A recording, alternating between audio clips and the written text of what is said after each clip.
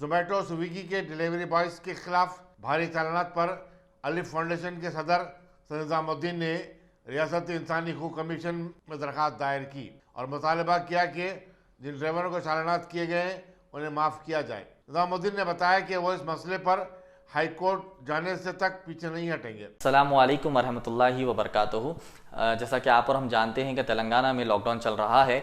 30 मई 2021 तक जो है तेलंगाना में लॉकडाउन रहेगा और जो पिछला गुजरा हुआ कल है यानी 22 मई 2021 को हैदराबाद की सड़कों पर हमने एक अजीब माहौल देखा जिसमें तेलंगाना पुलिस और ट्रैफिक पुलिस ने मिलकर जो फूड डिलीवरी बॉयज़ है, जो स्विगी और जोमेटो कंपनी के फूड डिलीवरी बॉयज़ है, उनके ऊपर बहुत ज़्यादा सख्ती की, उनके ऊपर बहुत ज़्यादा जुल्म किया।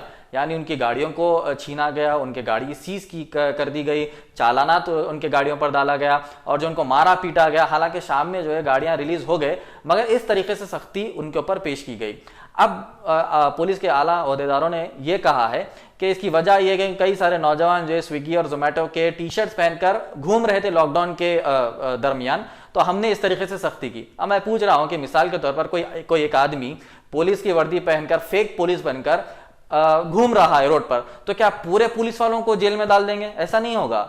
जो फेक है उसको आप सजा दीजिए, मगर जो डिलीवरी बॉयज है वो बता रहे हैं कि देखो भाई मेरा ये ऑर्डर है, मेरा ये फूड है हाथ में, मेरा ऑर्डर है, मेरा आईडी कार्ड है, वो बताने के बावजूद भी पुलिस की ये सख्ती की गई है। हालांकि जो तेलंगाना गवर्नमेंट की तरफ से जो जियो जारी हुआ है, लॉकडाउन का जियो, उसमें ये बाज़ाब्ता कहा गया है कि फूड डिलीवरी परमिटेड है।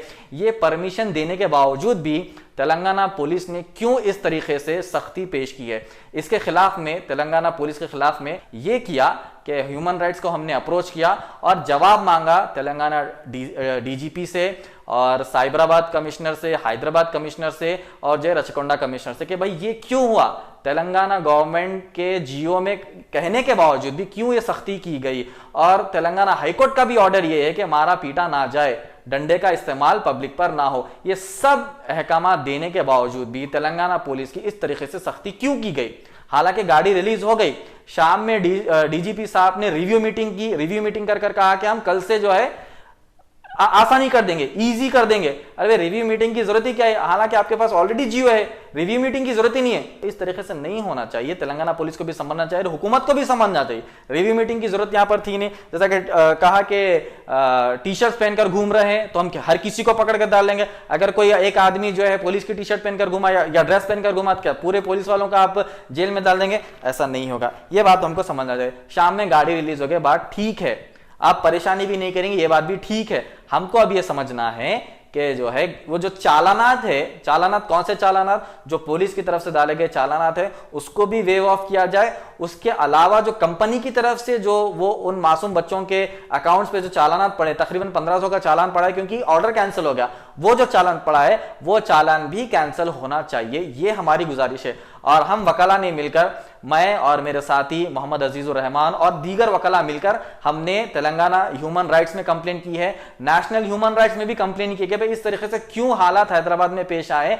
पुलिस की ये सख्ती जो है ह्यूमन राइट्स के खिलाफ है। हालांकि बाज़ाब्ता पूरे ऑर्डर जारी करने के बावजूद भी इस तरीके से हरासानी की गई है, उन मासूम बच्चों को मारा गया, उनकी गाड़ियां छीनी गई और शाम तक उनको तड़पाया गया, उनको तरसाया गया और धूप में ठहराकर यह परेशानी उनको दी गई है। तो इससे बाज आना चाहिए, इन सब चीजों से तेलंगाना पुलिस बाज आना चाहिए। और हमने नेशनल ह्यूमन राइट्स में भी किसकी कंप्लेन की है, स्टेट ह्यूमन राइट्स में भी कंप्लेन की है और तेलंगाना हाई कोर्ट में भी हम अप्रोच करेंगे। इसका जवाब डीजीपी से भी मांगा है हमने, साइबराबाद सीपी से, हैदराबाद सीपी से और रचकोंडा सीपी से मांगा है। तो गुजारिश ये, जो गलत काम करता है उसको आप बाज़ाब्ता जेल पहुंचाइए, उसके ऊपर केस बुक करिए।